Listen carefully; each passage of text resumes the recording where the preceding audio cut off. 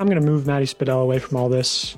I just want to touch on this briefly. So Maddie Spadell, who's Mr. Beast's very public ex-girlfriend of 2.5 years, posted this on her Instagram story. She doesn't mention Jimmy by name. It's sort of vague. I think probably either because she's under an NDA or maybe she's just testing the waters to see how people respond before sharing more information. But also it's like not that vague if you have reading comprehension and can read context clues. She says she spent years being quiet, never acknowledging that time in her life. 19 to 21 are formative years. It impacted how she saw herself and how she trusted men. Months of therapy. She says how he treats other women will ultimately be how he treats you. So how does Jimmy treat other women? I don't really get along with women. I don't really get along with women. I don't really get along with women. Well, women are stupid because they're inferior to men. That when she and a group of contestants who were menstruating during the event had asked the production staff about getting their underwear more quickly, she had been told that it was not a medical emergency. You'll never actually respect a woman, but just act like you respect them. My God. Mr. Beast withheld my birth control. I have ovarian cysts. You can't just stop taking birth control. I don't really get along with women. So those are clips from the podcast that I call his Unhinged podcast, where he expresses a lot of his feelings and opinions about a lot of issues that I do not think are healthy. I'll just leave it at that. Also in this podcast, Jimmy goes on to talk about his relationship with his current girlfriend, Tia, in very weird ways, in my opinion. For us now, like an idea of a date is just to like take an IQ test and then study and see if we can get a higher. An idea of a date is just to like take an IQ test. And then she was like, I'm an author. And I was like, fuck yeah, good.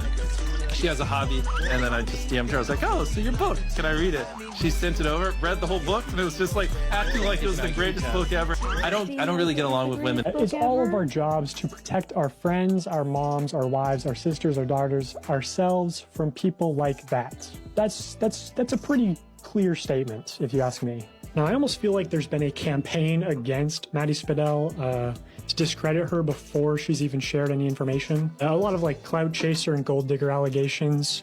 I'll say this is also from that Rolling Stone article. They referenced the breakup. The reporter says, Maddie Spadell, who's appeared in a handful of videos, those in Mr. Beast's inner circle told me that Spadell had been a positive influence, forcing Donaldson to prioritize work-life balance more. Donaldson did not want to comment on the record about the breakup, citing Spadell's privacy, yet Chris Tyson, says Donaldson's singular focus on work was a major contributing factor. I think that's what he's going to be looking for next. Somebody who can match his obsession with business and money and all that kind of stuff. So not a bad word. So the people who I've talked to who knew Maddie, they have said that she's very sweet. This is actually a clip from one of the articles that I read in a previous video on my channel. And again, I'll be linking that article down below because there's just a lot of information in there that if you reread it with fresh eyes, kind of starts to jump out at you. To be said about Maddie Spadell from Jimmy or the people in his inner circle, which is pretty unusual of an ex-girlfriend. I'll show some of the brain-dead media coverage headed by Cuckstar and his news organization Drama Alert. So here's just one of his many posts about Maddie. A thread of every time Mr. Beast's ex-girlfriend allegedly shaded him, downplaying the clout-chasing claims against her. So let's see this extensive thread. One post of a TikTok where she says she was traumatized at 19. Why do you think that's about Jimmy, Keemstar? Allegedly complaining about Mr. Beast fans. This is her most popular TikTok period with over 6.5 million views and was posted last year. And then Drama Alert goes on to give one more example.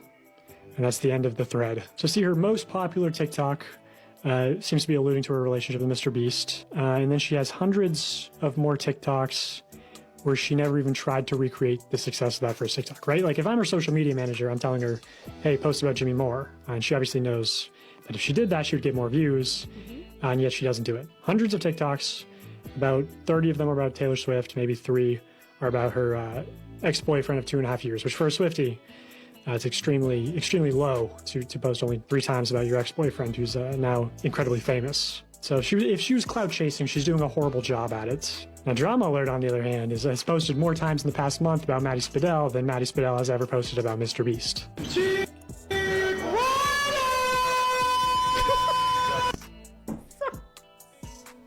I'm glad that Dawson is being really respectful of Maddie. I just really appreciate that in this video. And for all the people who are saying that she's clout chasing, I just want to say that it's okay for people to speak up about their real experiences of their life. Just because you're dating someone who has money or who is rich or well off does not mean that you don't have a voice and your voice doesn't matter. I want to address that because I think Mr. Beast knows Maddie has nukes against him and he's trying to discredit her.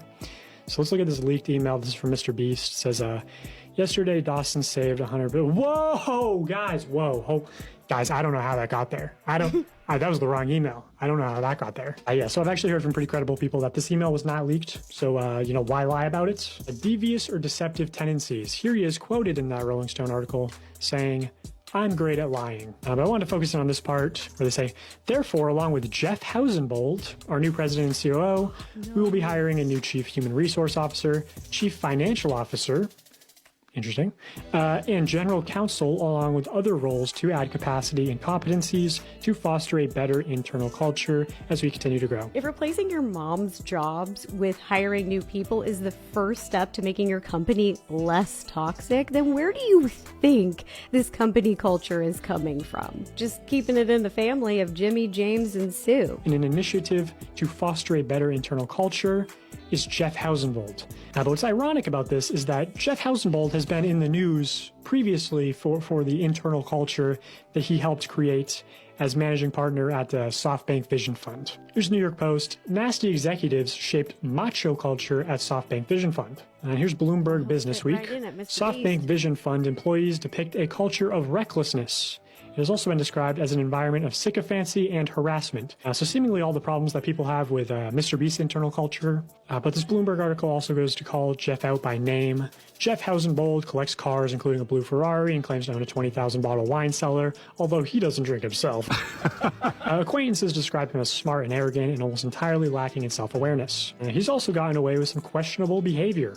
In a discussion about whether to invest in the stationary bike startup Peloton in 2017, according to two people who were in the meeting, Hausenbold opined that its exercise equipment appealed in part to men who masturbated to its workout videos.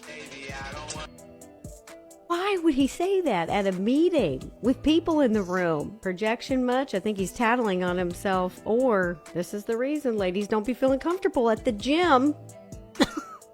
Dude, I want to jerk off! Fuck! I want to jerk off! Look at this! SoftBank denied the claims, but it's an oddly specific thing for two people to make up a story about masturbating to Peloton workout videos. So yeah, maybe I don't see the vision with hiring this guy as the new president. Also, this is just what I can share right now. I do have more information that I'm trying to get out. Trying to get permission from the victims and everything. Also trying to save some things for when Mr. Beast responds. So anyway, yeah, thanks for watching.